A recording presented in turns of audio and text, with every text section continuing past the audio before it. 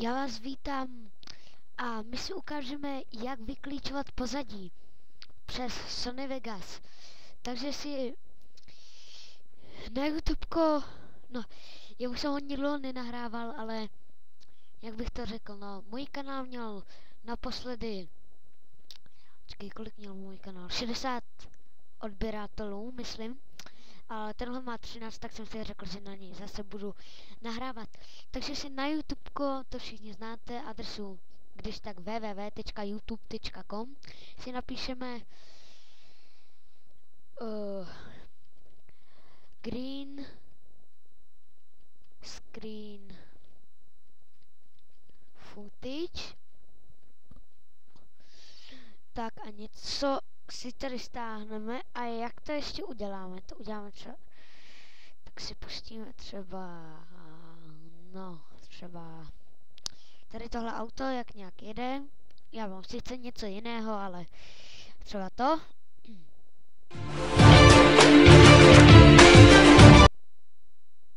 Můžeme tady různě vidět to auto, jak dělá takové drifty. No a jak si to stáhnete, dáte sdílet, skopírujete ten odkaz, dáte Ctrl+C, půjdete na stránku www.kivit.com,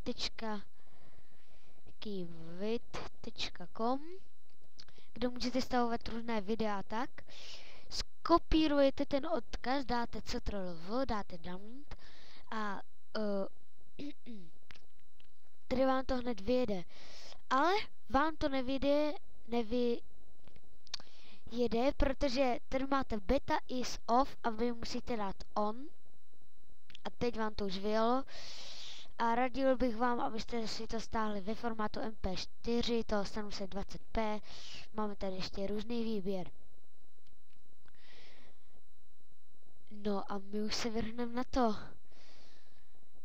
Takže jak to budete mít stáhnuté, tak já vám teda pustím teda takový, to ještě smírním zvuk.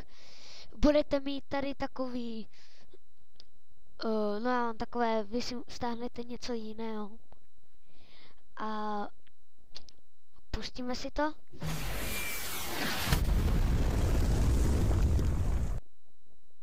Třeba takhle, no.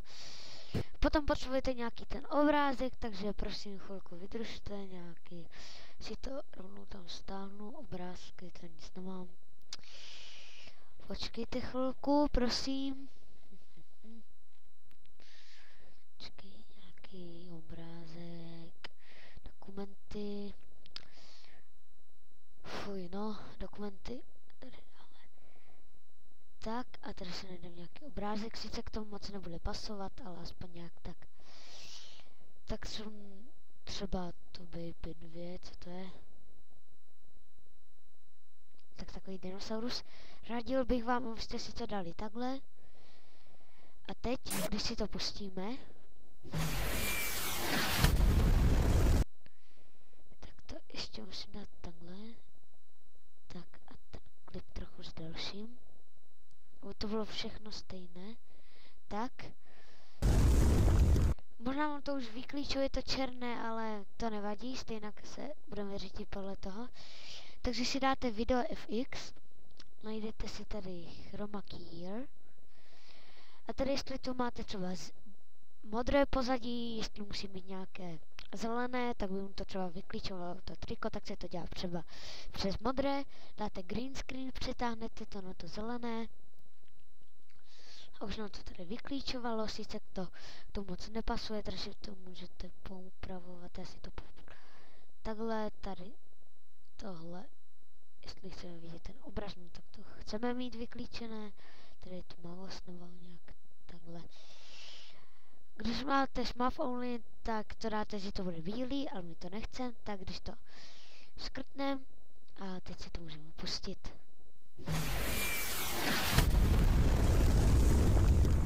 Sice to k tomu moc nepasuje, ale tak. No tak doufám, že se vám tenhle video tutoriál líbil.